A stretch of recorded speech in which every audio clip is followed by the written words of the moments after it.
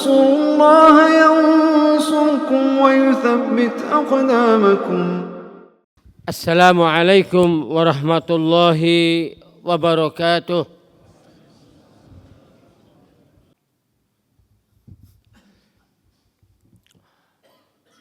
إن الحمد لله نحمده ونستعينه ونستغفره ونعوذ بالله من شرور أنفسنا وسيئات أعمالنا من يهده الله فلا مضل له ومن يضلله فلا هادي له أشهد أن لا إله إلا الله وحده لا شريك له وأشهد أن محمدا عبده ورسوله لا نبي ولا رسول بعده. Bapak-bapak dan saudara-saudara, a'azani Allah wa iyyakum. Alhamdulillah atas rahmat dan karunia dari Allah Subhanahu wa taala, kita pada hari Jumat yang mubarak ini, hari yang disebutkan oleh Rasulullah sallallahu alaihi wasallam yaitu Sayyidul Ayyam, penghulu daripada semua nabi-nabi, semua hari-hari. Ini adalah hari Id bagi kaum muslimin. Maka kita bersyukur kepada Allah Subhanahu wa taala karena Allah telah memberikan karunia nikmat yang besar berupa kesehatan dan kesempatan sehingga kita bisa memenuhi panggilan Allah untuk beribadah Jumat. Khatib juga mengingat akan nikmat yang telah diberikan yaitu melalui Nabi kita Muhammad sallallahu alaihi wasallam. Maka sepantasnya kita memperbanyak solawat dan salam kepada beliau sallallahu alaihi wasallam, terutama di hari Jumat ini. Allahumma salli ala Muhammad wa ala alihi wa sahbihi wa man tabi'ahum bi ihsanin ila yaumiddin. Dengan nama-nama Allah yang husna dan sifat-sifatnya yang ulia, kita mengawali daripada khutbah Jumat ini dengan berdoa. Allahumma inna nas'aluka ilman nafi'ah wa rizqan thayyibah wa amalan mutaqabbalah. Ya Allah, kami memohon kepadamu ya Allah ilmu yang bermanfaat, rezeki yang baik, dan amal yang dikabulkan. Semoga Allah mengabulkan doa-doa kita di hari Sayyidul Ayyam ini. Rabbana zidna ilman warzuqna fahman. Rabbi syrahli sadri wa yassirli amri wahlul 'uqdatam min lisani yafqahu qawli. Semoga kita mendapatkan kecintaan dari Allah, kecintaan orang-orang yang mencintai Allah, dan kecintaan kepada amal ibadah yang mendekatkan kepada kecintaan Allah. Terutama dalam menyambut bulan Ramadan yang insya Allah sekitar setengah bulan lagi. Kita sekarang berada yaitu di pertengahan bulan Sya'ban, atau orang sering menyebutkan nisfu Sya'ban. Khatib ingin mengawali dulu tentang nisfu Sya'ban. Banyak beredar di HP-HP kita, di Android kita, tentang amalan-amalan nisfu Sya'ban.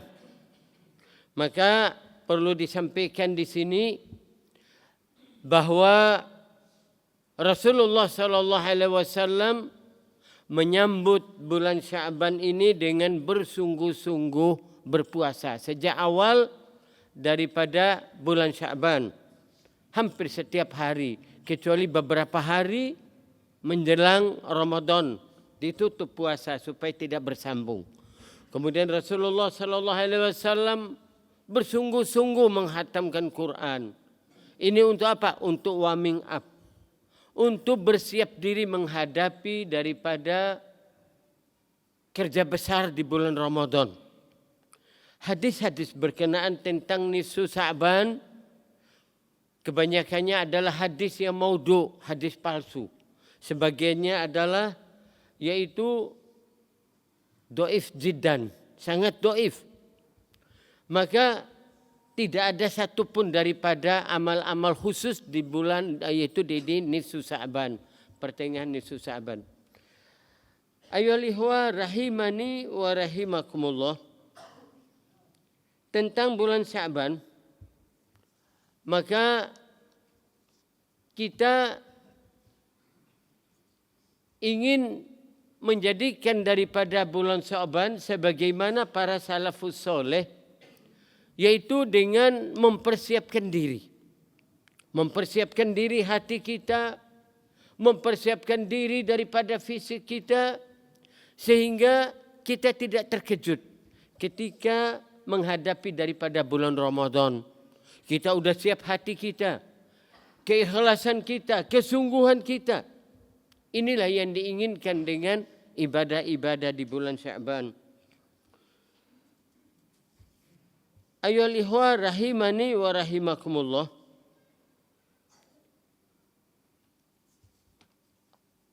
Bulan Ramadan disebutkan di dalam Al-Quran yaitu bulan Quran. Bulan di mana Allah Subhanahu wa taala menurunkan daripada awal daripada Quran ini. Pertama, Quran diturunkan di bulan Ramadan. Kemudian yang kedua, pada bulan Ramadan Rasulullah sallallahu alaihi wasallam didatangi oleh Jibril untuk murajaatul Quran. Untuk murajaah Quran supaya apa? Supaya ini Quran ini hidup. Nabi kita yang mulia terus ini murajaah, bagaimana dengan kita? Maka inilah yang disebutkan oleh Allah Subhanahu wa taala di dalam Al-Qur'an, Syahrul Ramadan alladzi unzila fihil Qur'an hudal linnas wa bayyinati minal huda wal furqan. Bulan Ramadan yang diturunkan pada bulan ini yaitu Quran, menjadi petunjuk bagi manusia, penjelas ya, dan juga menjadi Al-Furqan, pembeda. Pembeda mana orang mukmin, mana orang kufar, mana orang munafik, mana orang-orang yang bersungguh-sungguh untuk mengambil pelajaran dari Allah, mana yang mengabaikan Quran. Karena Rasulullah sallallahu alaihi wasallam mengeluh kepada Allah. Rabbi inna qaumi ittakhadhu hadzal Qur'an mahjura. Ya Rabb kami, ya Rabbku, sesungguhnya kaumku ini telah menjadikan Quran ini adalah sesuatu yang ditinggalkan, yang mahjur. Bapak-bapak dan saudara-saudara azani Allah wa iyyakum, maka kita pun seharusnya menjadikan daripada Al-Quran ini benar-benar bukan hanya sekedar untuk menjadi pajangan di rumah. Banyak daripada kaum muslimin kurang mencintai Quran. Bagaimana mungkin di dunia ini saja Allah jauhkan daripada rahmatnya? Bagaimana di akhirat kelak, di padang mahsyar? Maka Al-Quran bukan hanya sekedar dibaca, tetapi Al-Quran ditadaburi. Kita mentadaburi daripada Al-Quran. Kita apa mentadaburi Quran? Kita mempelajarinya, mengerti apa yang kita baca. Kalau kita tidak mengerti, buka tafsirnya, buka terjemahan dan tafsirnya, sehingga kita mengerti apa yang kita baca. Maka ini makna daripada mentadaburi Al-Quran. Afala yatadabbarul Quran. Allah bertanya kepada kita, kenapa kita tidak mentadaburi Al-Quran? Baca saja kita kurang. Maka ini bapak-bapak dan saudara-saudara, a'azani Allah wa iyyakum. Quran bukan hanya dibaca tapi ditadaburi, difahami maknanya. Kemudian kita bersungguh-sungguh untuk mengamalkan. Maka inilah Quran menjadi petunjuk bagi kita. Petunjuk hidup. Maka mudah-mudahan ayuhal ikhwah rahimani wa rahimakumullah. Mudah-mudahan Allah Subhanahu wa taala memberi karunia kekuatan kepada kita sehingga ketika kita menyambut daripada bulan Ramadan, kita sudah menyambut ya dengan hati, dengan kesungguhan kita sebagaimana orang menyambut tamu agung. Coba kita lihat ada tamu-tamu agung kita. Ya. Pemuka-pemuka ya daripada kaum muslimin. Apakah para ustadz, apakah para pemimpin, begitu hebatnya kita menyambutnya. Ini adalah tamu yang Allah hadirkan kepada orang-orang mukminin. Maka bersiaplah ikhwan untuk menyambut, bukan dengan memperbaharui daripada rumah kita, hati kita perbaharui. Maka mudah-mudahan Allah Subhanahu wa taala memberikan karunia kekuatan kepada kita dan tidak ada daya dan kekuatan kecuali datang dari Allah Subhanahu wa taala. Barakallahu lana fil Qur'anil Karim wa nafa'ni wa iyyakum bima fihi minal ayati wa dzikril hakim wa taqabbal minni wa minkum tilawatahu innahu huwal ghafurur rahim.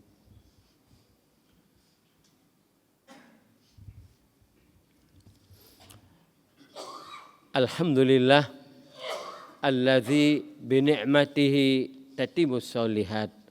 Asyhadu an la ilaha illallah wahdahu la syarikalah wa asyhadu anna Muhammadan abduhu wa rasuluh. Allahumma sholli ala Muhammad wa ala alihi wa sahbihi wa man tabi'ahum bi ihsanin ila yaumiddin. Bapak-bapak dan saudara-saudara azani Allah wa iyyakum, di khutbah yang kedua ini khotib akan menyampaikan sebagaimana di dalam Al-Quran ada satu perintah Allah. Perintah Allah yaitu untuk berpuasa. Kita sering mendengar ayat-ayatnya dan sering kita baca. Kutiba alaikumus siyam kama kutiba alal ladzina min qablihim la'allakum tattaqun. Telah diperintahkan kepada kamu sekalian untuk berpuasa sebagaimana orang-orang terdahulu berpuasa agar kalian bertakwa. Puasa ini adalah suatu kewajiban syariat.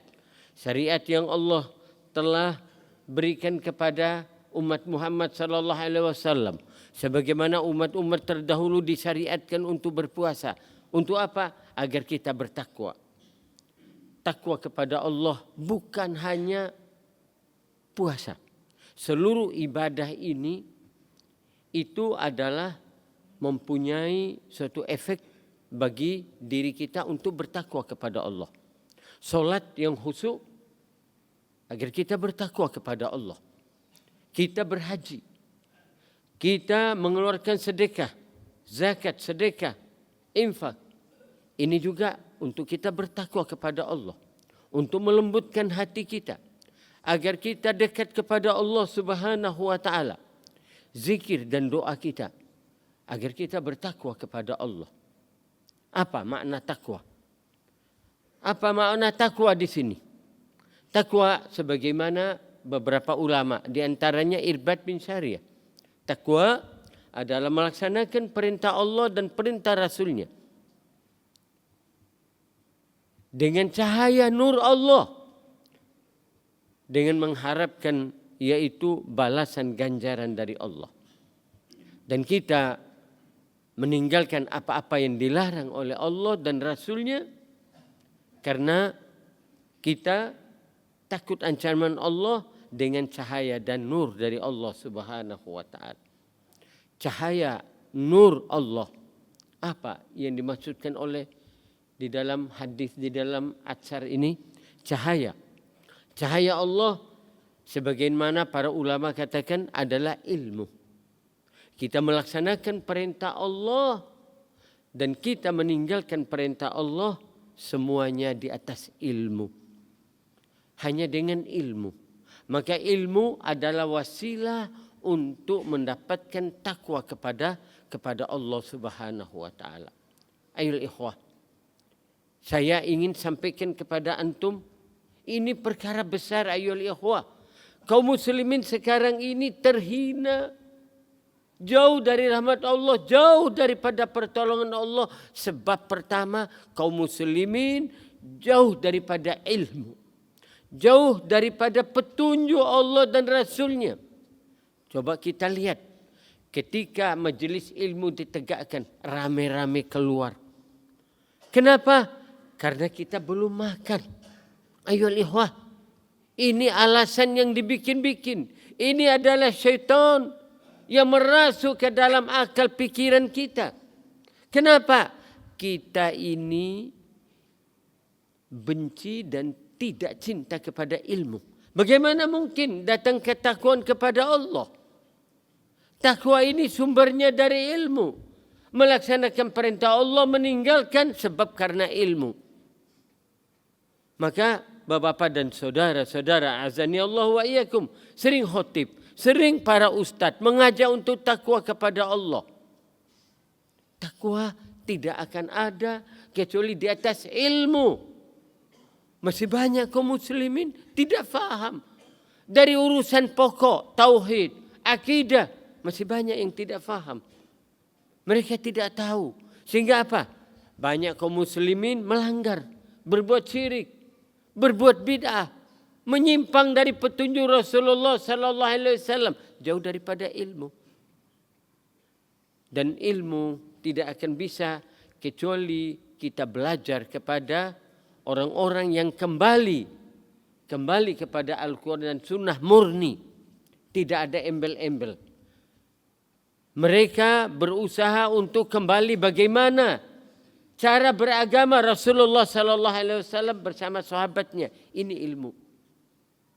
Maka pada khutbah kedua ini sengaja disampaikan ini, mudah-mudahan Allah Subhanahu wa taala menjadikan kita orang bertakwa. Karena takwa ini adalah perbekalan yang paling utama. Fatazawwadu fa inna khairaz zadi taqwa.